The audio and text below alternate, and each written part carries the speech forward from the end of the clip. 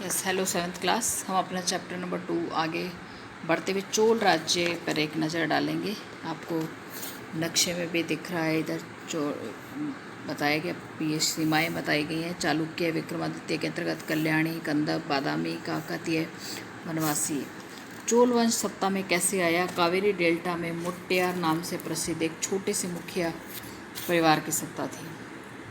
वे कांचीपुरम के पल्लव राजाओं के मातहत थे। उर्रैयार के चोलवंशीय प्राचीन मुखिया परिवार के विजयालय ने 9वीं सदी के मुट्टियारों को हराकर इस डेल्टा पर कब्जा जमा लिया और वहाँ तंजावुर शहर और निशुभ सूदिनी देवी का मंदिर भी बनाया। विजयालय के उत्तराधिकारियों ने पड़ोसी इलाकों को जीता और उसका राज्य अपने क्षेत्रफल, शक्ति दोनों रूप में बढ़ता गया। दक्षिण और उत्तर के पांड्य और पल्लव के इलाके इस राज्य का हिस्सा बना लिए गए।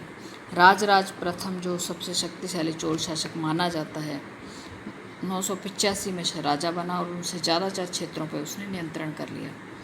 उसने साम्राज्य के प्रशासन का भी पुनर्गठन किया। राजराज के पुत्र थे राजेंद्र प्रथम ने उसकी नीतियों को जारी रखा और गंगा घाटी, श्रीलंका और दक्षिण पूर्व एशिया के देशों पर हमला किया।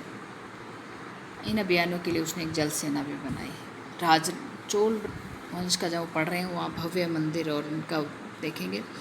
राजराज और राजेंद्र प्रथम द्वारा बनाया गया गंगैकोंड चोलपुरम का बड़ा मंदिर बहुत उत्कृष्ट उदाहरण है, जो ये दिख रहा है आपको चित्र में। छत जिस तरह से क्रमशः पतली होती गई है, तो गौर हमें देखने के लिए पत्थर की जो प्रतिमाएं बनी है, अलंकृत की गई हैं, जो बहुत सुंदर मंदिर है ये। चोल मंदिर अक्सर अपने आसपास विकसित होने वाली बस्तियों का केंद्र बनते गए, शिल्प उत्पादन के केंद्र थे। ये मंदिर शासकों और अन्य लोगों द्वारा दी गई भूमि से ही संपन्न हो गए। इस भूमि की उपज उन सारे विशेषज्ञों का निर्वाह करने में खर्च होती, जो मंदिर के आसपास रहते थे, उनके लिए काम करते थे। पुरोहित, मालाकार, बावर्ची, मेहतर, संगीतकार, नर्तक आदि। दूसरे शब्दों में मंदिर सिर्फ पूजा आराधना के स्थान नहीं थे, आर्थिक, सामाजिक, सांस्कृतिक जीवन का भी केंद्र थे। मंदिर के साथ जुड़े शिल्पों में सबसे विशिष्ट था कांस्य प्रतिमा बनाने का काम। आपको एक दिख भी रही है कांस्य प्रतिमा। चोल कांस्य प्रतिमा संसार की सबसे उसमें गिनी जाती है। एक एक बॉडी पार्ट्स का आप देखिए कितने बखूबी चित्र बना हुआ है ये। ज़्यादातर प्रतिमाएं देवी देवताओं की होती, लेकिन कुछ भक्तों द्वारा भी बनाई गई थी। चोलों ने कई उपलब्धियां कृषि में हुए विकासों के संभव हुई। मानचित्र में देख के हमें पता लगे कावेरी नदी बंगाल की खाड़ी से मिलने वाली छोटी छोटी शाखाओं बढ़ती है। ये शाखाएं बार बार पानी उलीचती, जिससे किनारों पर उपजाऊ मिट्टी आ जाती थी। शाखाओं का पानी कृषि, विशेषकर चावल की खेती के लिए बहुत अच्छा रहता था। तमिलनाडु के दूसरे हिस्सों में कृषि पहले विकसित हो चुकी थी। 5वीं-6वीं शताब्दी में आकर इस इलाके में बड़े पैमाने पर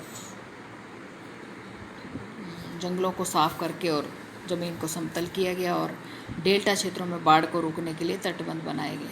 पानी को खेतों तक ले जाने के लिए नहरें बनाई गई और जिससे एक साल में 2 फसलें उगाई जा सकें।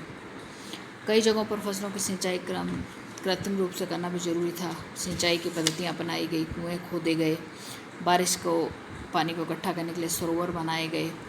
ये एक जल द्वार है। हौज से नदी की शाखाओं पानी के प्रवाह को नियंत्रित किया जाता था।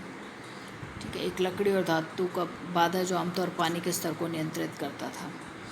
और